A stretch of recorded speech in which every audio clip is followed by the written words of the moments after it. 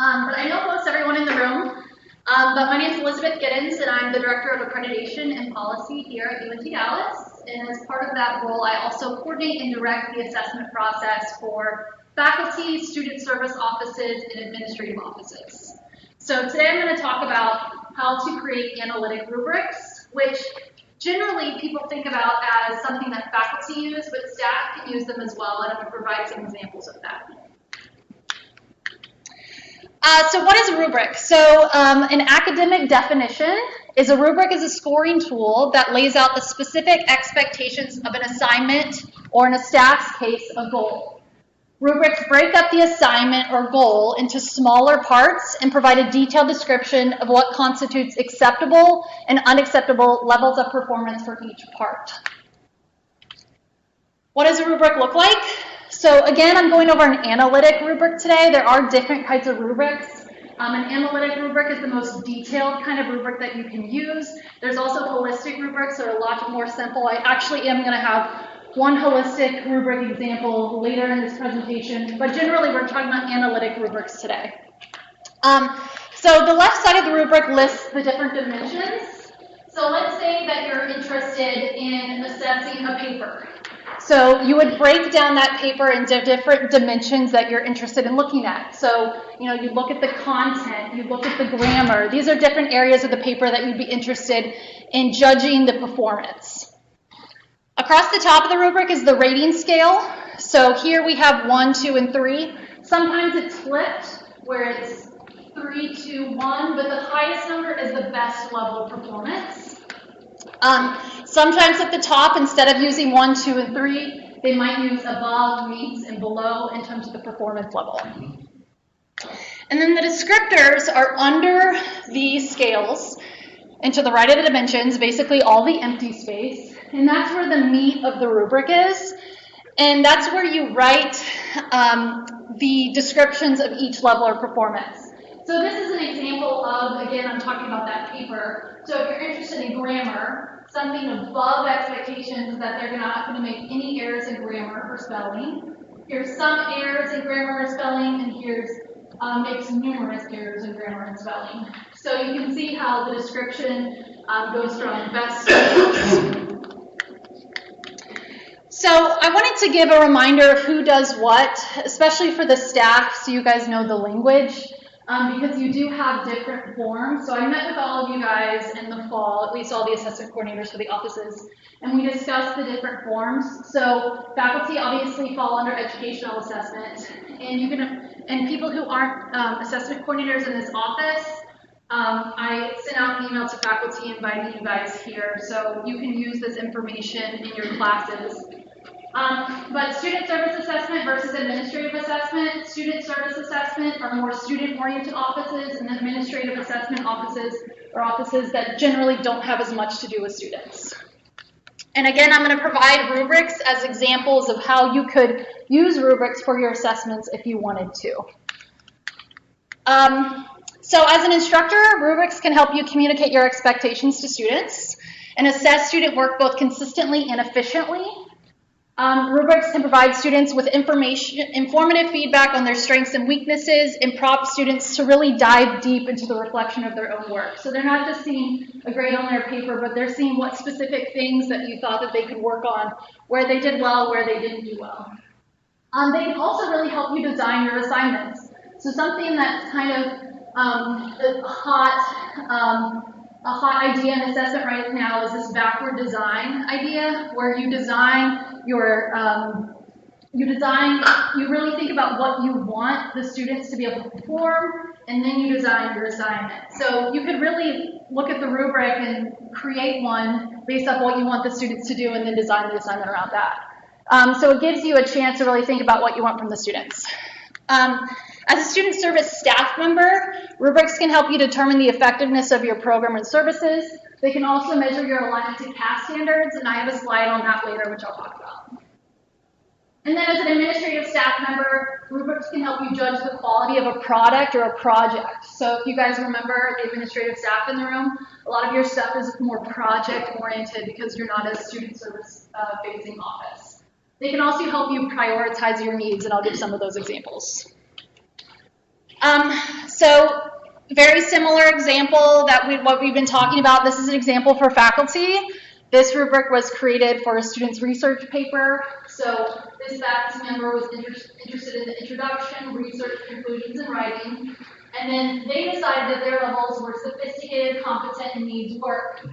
So they decided what sophisticated means in terms of research, what competent means in terms of research, what needs work means in terms of research. Rubrics are used all the time with student essays and research papers, so this is a very common way to use rubrics. Also, another very common way to use rubrics for faculty is during the student's oral presentation. So the faculty member was interested in their delivery, they were interested in the content and the organization of their presentation, and they were interested in the enthusiasm. And they wrote down what it means to score different ways in terms of those components. So let's dive into staff and how staff can use assessment.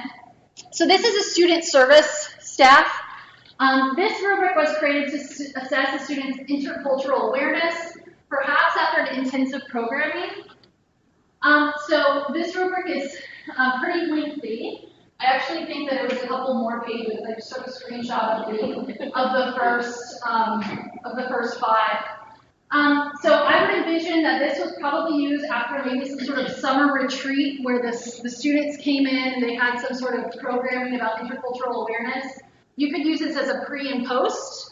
You might have students come in and you could do some pre-assessment of them and look at their cultural biases and do some assessment at the beginning, and then after the program you could reassess them with the rubric to see if there was value added in your program. This is another example that you see commonly in terms of rubric use. I think this looks like this was maybe after a one-on-one meeting. This is a student's career planning skills and study success skills. So this was no development. A student was unclear during this one-on-one meeting about their academic and career goals. And then maybe here is a high, this where they're very thoughtful in planning and achievement of their academic and career goals. So these are just some examples. If you put it to Google rubrics and what you're looking for, there's so many out there. There's a lot of junk ones and a lot of good ones. Later I'm going to talk about that no rubric is perfect, but we want to try to make rubrics as perfect as we can. But just to kind of get your ideas thinking about how you can use rubrics, those are a couple examples for student service staff. So some examples for administrative staff that don't have anything to do with students. So these are rubrics that aren't looking at students at all, so you can still use it though. So this is, someone was looking, they built this rubric to determine which software they wanted to purchase and implement. So staff, we do that all the time. We're always implementing new systems. So they thought about, okay, what kind of system do we want? And these are the things they thought: the scale, ease of use, tech support, availability. Does the system work well? Minor concerns or serious concerns? And so they used this rubric with several different softwares that they wanted to purchase. And that's how they decided mechanically which one, and methodologically, which one was the strongest. So that's another example of how staff could use rubrics. And then here's a final example of how staff could use rubrics. Actually, I have one more after this, but this is another example of administrative staff using rubrics. This one was to determine priorities for deferred maintenance. So unfortunately, we don't have we're not a bank, we don't have tons and tons of money, so we always have to make priorities about how we want to maintain our buildings. So this one was for HVAC, electrical, plumbing, and conveying systems. There was other ones listed too. And so I imagine that the facilities director went into the different buildings and rated these. And that's how to decide what kind of maintenance they were going to use. And they provided that information to their VP of budgeting and planning, or their president, and that's how they decided what they were going to focus on in terms of fixing first at the institution. And then this was the last example, and I was asked specifically to comment on this, so I made a slide on it. So this rubric was created, and this is actually a CAS rubric. It was created to see if a department is aligned with the CAS standard. There's lots of CAS different standards, but this one is about ethics in particular. Now this setup is a lot different. As I talked to you about, we've been looking at analytic rubrics. This is more of a holistic style rubric. This is the only example I'm going to show of a holistic rubric. But what you might do is, this is a standard about ethics, and this is a substandard. So 5.1, this is just about a smaller part of the ethics full standard. And what you do is you read this, what it's asking you for, and this is suggested evidence of documentation, and then you see whether you think the institution meets this particular one or not. Here's the rating, and then you put it here. So analytic rubrics are more descriptive. Holistic rubrics are kind of more general. So as you see, there's not descriptors about what does not meet, partly meets, and exceeds means. This is kind of more rating-ish. But for example, 5.1, it's saying that programs and services review applicable professional ethical standards and adopt and develop appropriate statements of ethical practice. So it's asking, does your department or does your institution do this? And it's saying you might want to check these different documents that you would have at your institution to see if you do that. So you might see that we do, you might see that we do not, and then you would make this score. So if you do that with all of the standards, that can help you give you some prioritization in terms of what you need to work on in your office. And at the end, I would be interested in hearing from any student service staff in terms of their, if they've done this and their experience with it. Okay, so how to make a rubric. You need to decide on a manageable number of important dimensions of the assignment or the goal. So, like we showed on that intercultural one, there was 5 dimensions. That's already kind of heavy. Again, I think if I remember right, that was like a 2-page rubric. So that's a little bit too much to be looking at. It's not manageable, for instance, in terms of faculty, if you're grading 30 papers, it's not manageable to look at that many different dimensions of a paper. So decide on a manageable number. And the second step is to decide how many performance levels you want to include and the labels for each. So you might want 3 levels.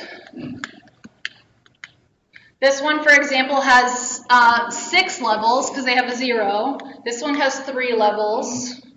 So decide how many levels you want. I think 3 to 4 works best. 3 works best because there could be a neutral. And then 4 works best because you can either say, you kind of put them to a side, like, yeah, you're doing pretty good, yeah, you're not doing pretty good. There's no neutral. So I think 3 and 4 work best. 5 is used a lot as well. Anything more than 5, I think, becomes a little bit unmanageable, and it becomes difficult to be able to explain, what's the difference between a 5 and what's the difference between a 4, what's the difference between a 3 and a 4. It's kind of harder to explain all those details. For each dimension, what you do, you describe the highest level of performance first and be as specific as possible. So this is the easiest one to write, and we're actually going to practice writing rubrics here in a few minutes. So when you think of, if you want to purchase a product or something, when you think of the best of the best, you write that as your 5 or your 3 or your 4. You put that as your highest level. So it's your most excellent or your most accomplished level of performance. This is what we really want. And then you work down from there to this product is terrible, we don't want this. So number 4, that's what I just said, this product is terrible, we don't want this. You define the rest of the remaining performance levels. So just work from the top to the bottom. And be sure to explain how, good is different from adequate or excellent. So again, if you have too many levels, it's hard to kind of explain the difference between the levels. So that's why it's easier, it's more manageable if you have fewer amount of levels, because you're going to have to write descriptors for all these for this rubric. So it's important to be able to differentiate between them all. And then an optional step, and this is not so optional for faculty if you're using the rubrics for your grading, but I didn't want to go over it because I wanted to make this a staff applicable presentation as well. But you can use the rubrics for grades. Some faculty, think of assessment as separate from grades. Some faculty don't. So if you want to use rubrics for grades, there's a video starting right here that tells you how to make these levels essentially worth different percentage points. and then change that into a grade. In addition, what faculty could do if they wanted to, they could add weights to each dimension, so some are scored more heavily towards others in the final grade. So like, you might be interested, going back to this paper example, you might be interested in the content of a paper more heavily than you're interested in the grammar. And that is a good article on how to do that. So let's design one. I made brownies. Kroger made brownies. They're over here on the table if you wish to grab some. If you don't have 2 handouts, please go ahead and grab 2 handouts.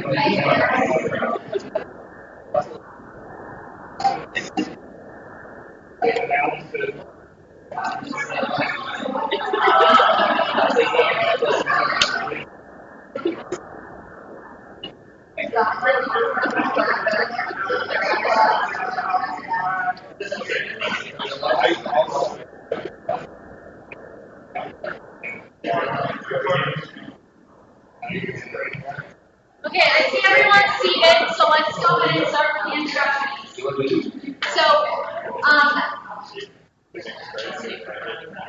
So when I made these brownies, these are the steps I did, right? You may be familiar with making brownies. If not, maybe you're familiar with cupcakes. It's a pretty similar situation. But I washed my hands. You know, it was really good. Didn't pick my nose, washed my hands before. Then I gathered and measured all the ingredients. I went to the grocery store. I got the milk, I got the eggs, I got the vegetable oil, or whatever kind of oil you put in them. And I measured them. So I needed 2 cups of milk, I needed 3 eggs. I put these all things out on my counter. The third step as I did is I collated the ingredients. So I essentially put them all together. And I stirred and I baked it. So I followed what the recipe says that I'm supposed to do. And then I cut them, and I presented them to you, and I served them by setting them over there. So I didn't come out here with a platter. I should, you know, that would maybe been like an excellent thing. I was dressed like a butler, and I came in to deliver you guys your brownies. That may have been like an excellent presentation kind of thing. And then I tasted the final product. So I have no idea if these Kroger brownies taste any good or not, but you can, you know, think about what the most awesome brownie tastes like and describe that and then work down from there. I'm not really sure where the Kroger is going to land. Yeah. Did you taste them first? I should have. That should have been step 4, right? Okay.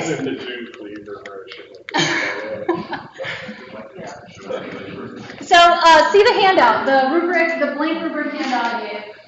So these are the 5 steps I did. So they became my dimensions. If you want to change them, you can. So if you don't really care about step 1, for example, and you don't want to focus on that, don't focus on it. The dimensions again are the things right here that we decided to look at. I mean, we decided that we want to see whether this building is in good shape or not. We decided these are the dimensions that we're going to look at. So I decided them for you just because we only have an hour, and I didn't want you like thinking about it for so long when it's not that big of a deal. In terms of this brownie example, it's not that big of a deal. Also, I only included a 1 through 3 rating scale, again, just so we could go ahead and be able to get through the full activity. If you want to add a 4th one, feel free to. So in groups, which I'm glad the tables are set out like this, I want you to write the descriptors. Before that, I'm going to give you some tips, though, because this is where the rubric can really get messed up. So that's where I wanted to kind of focus this presentation on, is the descriptors. So I said this before, I think no rubric is perfect, but let's try to make it as perfect as we can. So here's some ways that we can try to make it better. Don't write too much and don't write too little.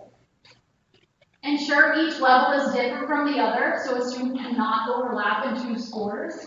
So you don't want anyone to be sitting between beginning and developing, for example. You want totally different descriptions, so someone can't fall in between.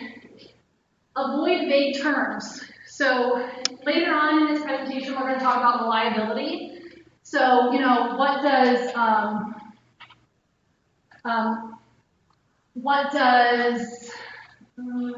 some sort of brownie adjective, even good, what does good mean to me versus good mean to Dr. Rivers? You know, it could be different. So try to use more descriptive adjectives versus vague terms. And then last one, I'm actually going to make there's a whole nother slide on this that I'm going to leave up for you guys, because this is the most important thing that you do when you're writing rubrics, is that you're consistent with parallel sentence construction. So you describe the same content across different performance levels for each dimension. So for example, eye contact. Again, we're starting at the best of the best. So we're maintaining sustained eye contact with the audience. It's the exact same sentence structure, but we're making intermittent eye contact with the audience, and then we're not making eye contact with the audience. So the sentence has stayed the same. It's just been a slight change from maintains to intermittent to does not make. Same thing. This is about gestures. So gestures are used to emphasize talking points. Gestures are used but do not emphasize talking points. Gestures are not used. So the sentence is the same, it's just breaking it up. So that's why it's very important when you're writing your highest level that you're writing exactly what you want, and then you're just kind of cutting away at it until the student is not very good, or the project is not very good, or the product is not very good. So I'm going to leave this up while you guys work. Let's talk about the non-parallel example. This is a really bad example. So we don't want to make this. So this is some sort of proposal is happening. This is someone's judging a proposal. They're excellent. They're starting off good. The proposal is well structured with realistic timeframes for each segment, contains a clear description of information to be shared, and demonstrates coherence among all elements of the proposal. Good was the proposal accurately specifies the content of the session but proposes a few unrealistic timeframes. So we already changed the wording. So here we called it content, when here we called it information. Here we called timeframes. We used timeframes, that's good, but we lost this whole thing about demonstrating coherence. So what would happen if someone maybe proposed unrealistic timeframes but did demonstrate coherence? They would be here between excellent and good. That's not what we want. We want someone to be in this category or this category. So it's important that when you write this sentence, that it threads all the way down. So let's look at how this even gets worse. So under satisfactory, now the proposal adequately discovers what will be covered, but does not include how much time is allocated to each segment. So again, now they're calling it what is covered. In good, they call it content. And in excellent, they call it description of information. So we're using 3 different languages now. They talked about time, but here they call it time segment versus time frame. This is time frame, not consistent. Fair is really bad. They're saying the proposal provides broad content overview of the content. So using content here, using content here. It's the only time you use content, but does not support the PLOs or description. What's a PLO? I have no idea what we're talking about now. Like, why isn't anything about PLOs or description over here? Why is this down here? That doesn't make any sense. You can't introduce new information or new things about what you want further down in the rubric. If you want them to have supportive PLOs and description, that should be up here. And then core, the proposal attempts to describe the content of the session but lacks a clear organization of ideas. Again, this idea of organization of ideas, that's not even here. This doesn't even ask for organization of ideas. So this is a terrible rubric. Don't utilize it. It has no coherence throughout. There's no parallel sentence structure. Here's a parallel example. Again, I'm going to leave this up on the board so you guys can see. A parallel. So this is quality of writing. So this is a paper that they're interested in reviewing. So expert, piece was written in extraordinary style and voice. It was very informative and well organized. Piece was written in interesting voice, style and voice. It was somewhat informative and organized. Piece had little stellar voice. Gives some new information but poorly organized. Gives some new information that might not be good. Piece had no stellar voice. Gives no new information, very poorly organized. Oh yeah, that is good. This is a good rubric that you could go off of. The only thing that I would say that maybe, and again, rubrics, no rubric is perfect, that maybe I don't like so much about this, is that what does extraordinary mean? What does interesting mean? You know, these are subjective terms. So try to use more subscriptive words. That way they'll mean the same thing to different people. So, in groups, let's work on your brownies in judging them and writing the descriptors. Again, start at the very top. And you might want to work, I think this is good. This group might be a little big.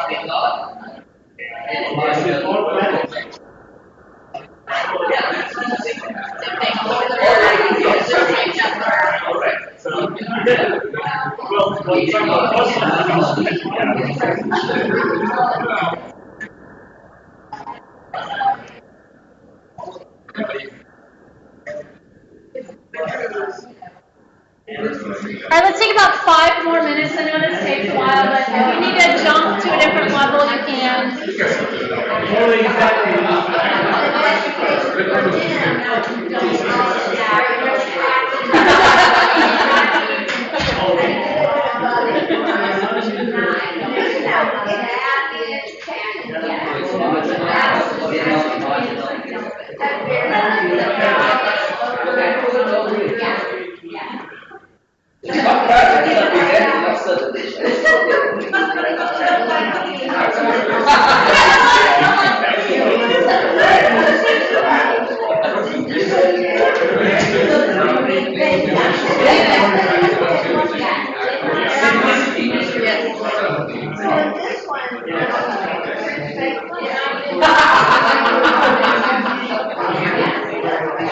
This lady is too detailed.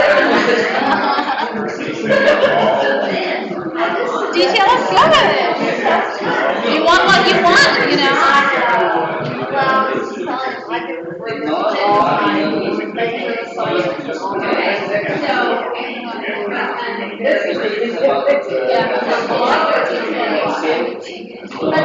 Clarity is nice. I like clarity. What's delivered?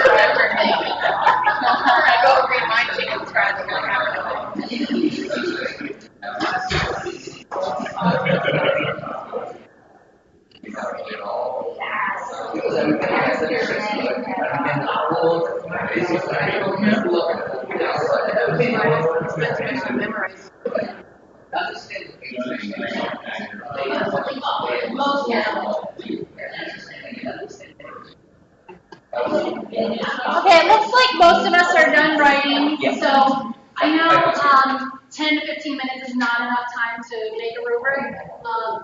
In fact, that's one of the downfalls of analytic rubrics, is that they take so much time to put together. So, but once you put them together and you have a really good working rubric, it can make your life a lot easier and can make your decisions more measurable, and you can really get down to what you're actually looking for. So is your rubric any good? So the other handout that I gave you is a quality control rubric. It's actually called a meta-assessment rubric. Faculty are familiar with this meta-assessment rubric idea. It's looking at, it's a rubric to judge the quality of your rubric. So this one is just taken from a book, Stevens and Levi, and it's for faculty, so the staff may not be, not going to be able to get much from it, but you might be able to as well. But it's just judging the quality of the rubric that you made. So, again, I've said this many, many times. No rubric is perfect, but this is how we can work towards it. So I'm going to use some statistical terms now, but I'm going to break it down and make it easy. So, reliability. So reliability is the extent to which the rubric will be consistent, the results will be consistent when it's repeated under the same conditions. So inter-rater reliability is when two different graders, so myself, and let's say Dr. Rimmers, if we are looking at the same performance and we're giving similar scores. So let's say her and I are in a room, there's a student that's giving an oral presentation. I won't give generally the same rubric score as Dr. Rimmers gives. So that would be inter-rater reliability. Another type of reliability is intra-rater reliability. This is when your rubric gives consistent results with one grader, so just me, but I'm using the same rubric to judge the same performance at different times. So let's say it's Wednesday, and this student, Mallory, is giving a presentation. And she gives it on Wednesday morning, and I judge her to give her, a score. And then let's say on Friday, Mallory, same person, does the exact same presentation, and it's me. And let's say my cat died in between time, and I'm having a really bad day, and it's raining outside, and it's Friday, and I love working, so I hate Fridays, I'm just kidding. We have a counseling center. So the idea is that despite what happens, this same person is going to judge that same performance in the same way. It doesn't matter your mood that you're in. It doesn't matter different sort of variables that are outside of the control. But the rubric still works the same. That's reliability. Validity is, there's three different types. Content validity refers to whether a content expert would agree with what you've chosen as your criteria in your rubric, what you've chosen as your descriptions in your rubric. So let's say there's some sort of brownie expert out there, and they are nationally renowned as this brownie expert. Would they agree to the rubric that you've just made? So that's content validity. Criterion validity relates to the predictability of student performance. So in regards to how your rubric works when compared to other similar tests. So an example would be like the critical thinking rubric. That's something that we use all the time. And let's say you make your own rubric to judge critical thinking. So does your results and your setup, does the student who performs well on your rubric with critical thinking also perform well on a different critical thinking test? So there's actually a national critical thinking test. I think it's called the CAT. I think it's called, or no, I don't know what it's called. But it's a national critical thinking test. So if your student does well on your rubric that you made about critical thinking, they should do well on the critical thinking test that's national as well.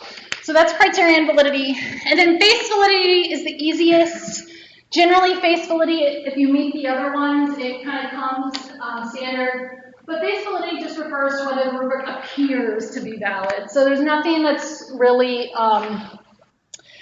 scientific about this validity. It's just kind of, you know, if you're giving a student, you're doing a oral presentation, you're judging them on their oral presentation, but you have something in there about an essay. You know, that doesn't make sense. That shouldn't be part of your rubric. Or if you're looking at brownies, but you have something there about lasagna, I mean, that just like doesn't make sense. So it's just face validity. In general, does your rubric have quality? Does it make sense to involve, say, the student in designing the rubric? So here's my thought of the rubric, and then they say, we think content's more important than the rubric. Yep, some faculty do that. So they feel like they have a say. Yeah, I think that's a great idea. So here are the sources that I use throughout the presentation, and we have 10 minutes left, so if you guys have any questions, I'm interested in your questions. I'm interested in anyone who's had past standard experience, and I'm also interested if someone wants to say, present their brownie rubric, one of their indicators, the criteria. So any of those three things. That's how we can spend the last 10 minutes. Yeah? So I've had to do a full CAS standard in my grad program, and I did one on the university, and then I had somebody from UNT and from Garrison to do a partial CAS standard on my department last spring. So it was interesting. The hardest part was, so for the CAS standard, it's always really hard to look at all of the measures, so all of the things that will fall under each different CAS standard. So one, the CAS is really long, so I know we're doing one in my department, and we've broken it up into a 3-stage cycle, or 3-year cycle. But would you mind sharing what CAS standards? Yes, what it stands for? I don't remember what it stands for. Council for the Advancement of Standards in Higher Education, even though there's not an HD at the end. And it's a standard, usually a standard practice for a lot of student affairs and student service programs. So we'll be using it to assess the new building. There's portions of it that are really good about technology. You have accessible technology, your space, your ethics, your mission, your programming. It's very detailed, and the scores were really hard. So I think that was one of the things that we struggled with, was trying to figure out, okay, if they need what percentage of these bullet points do they fall under 1, 2, or 3? So setting those standards for yourself on your grading rubric is probably the most important part, because otherwise it makes looking at those passages, you're like, where are the in-between? Right. We'll be doing that. That would be awesome if you would like do a presentation for us. I have a quick question, So is the expectation or suggestion made that for those of us who are doing the assessments that we include rubrics as far as the various ways that we're assessing? Is that what you're hoping for? For faculty, everyone heard her question. Do you have to do this, is what she asked. For faculty, I think it would be really hard to not have at least one rubric in your assessment plan. And SAC-COC does look at faculty assessment much more stringently than they do staff assessment, because You're the ones impacting the student learning and the degree. That's why they're here. So as a faculty member, I would say like 99% yes. Like you'd have to, I would say you really need a real reason why you're not going to be using a rubric in your assessment plan. For staff, they are getting a little bit more stringent with staff assessment plans. Again, they look at faculty a little bit more, but I want, and I hope I said this during my one-on-one meeting, this assessment is for you, it's not for me. If this isn't useful for you, please don't use it. So if you want to use surveys instead, or if you want to use, you want to make it as measured and make it more qualitative, you need to choose the measure that works for you. So if you don't want to use it, don't use it. If you want to use it, use it. I just have one observation while we're doing this, because we're doing rubric for making brownies is different from rubric for the brownies. Because we're doing student learning and all the, your performance measures, you're assessing the process. That's Yeah. not assessing like how good you are as a person. It could be different measures, but that's not what we want to do. We want to measure like how students learn in different stages. In other words, we're not saying how good is the student, we're how good is the student learning process. Other questions, or does anyone want to share what they wrote out? Anyone? You guys looked like you were really hard at work over there. It's a pretty good class. It was good. Yes, somebody will do something. Yeah. So in our group, there was really this discussion about the levels, the terms used for the level.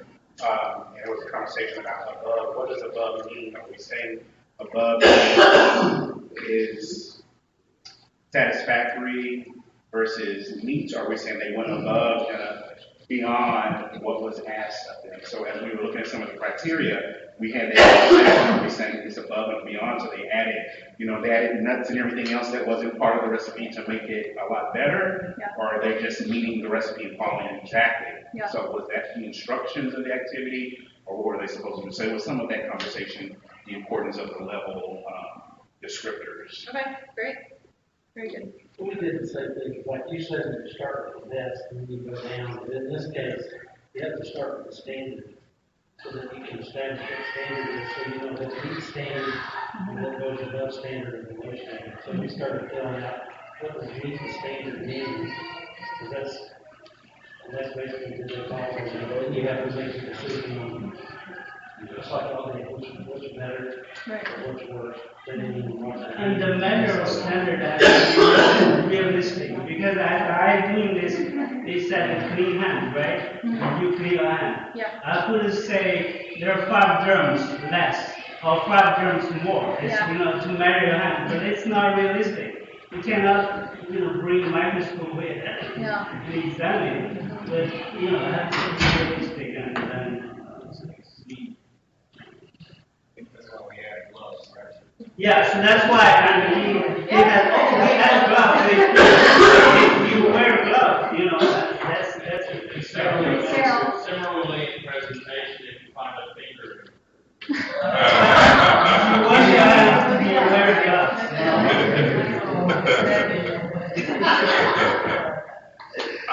I think this is interesting. We're looking at our performance management system, and I can see how we maybe could incorporate some of this because, as managers and supervisors, you all ask us the question, what is needs as relates to attendance? What's above for attendance? Those kinds of things. So I think as we're looking at revamping our system, we might want to try to incorporate some of this. Okay. I was just going to say, from the teaching side, one of the things that's great about using a rubric, we're learning a lot about, how is that teaching working and that kind of thing, are we achieving those goals? But at the same time, if you present those rubrics to the students and they can see it, it's not a substitute for coming to see you, right? But when they come to see you, when they come to see me after they've seen a rubric, they come in with much more pointed, direct questions that allow us to use our time really well. They've already done a little bit of self-reflection, and they said, so I see you're saying on this piece of the rubric, I didn't do this part as well. I got all my points here, but I didn't do well there. And they've already focused themselves versus starting with, well, let me let you review it, and then you can talk to me about it. Yeah. So it's actually a really neat teaching tool.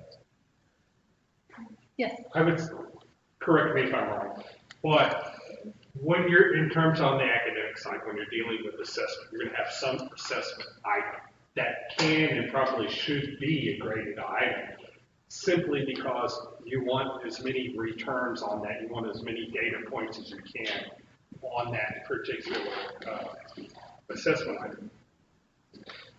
You can grade that, whatever you want to, as for the student's grade, 87, 92, 56, whatever you use. But you can also have this rubric plugged in that's for nothing more than the assessment purposes, and it can be 4.5 or 3.2. And that is just a data point that you have that you're going to use for assessment purposes. The student doesn't even necessarily have to see those. That's correct. They don't have to. I think it's better when students can see the rubric, but they don't have to. And that's a little bit what I talked about earlier in terms of this extra step 5. If you want your rubrics to tie into your grades, this is how you would do that. But some faculty decide to have rubrics, decide to have grade, and have them totally kind of different and separated. So that's an optional step if you want to include them. I recommend that you do include them because, if it's something that you've written out on a rubric, it's obviously valuable enough to have created the rubric. For me, you would have to watch that, though, because if you are using like a 100-point scale, obviously, unless you plug in the rubrics a 100-point scale of some sort, transfer that over, it's going to be confusing to students. Yeah. So. Any other questions? Thank you guys so much. I appreciate you coming today. Please hit more bounties if you'd like.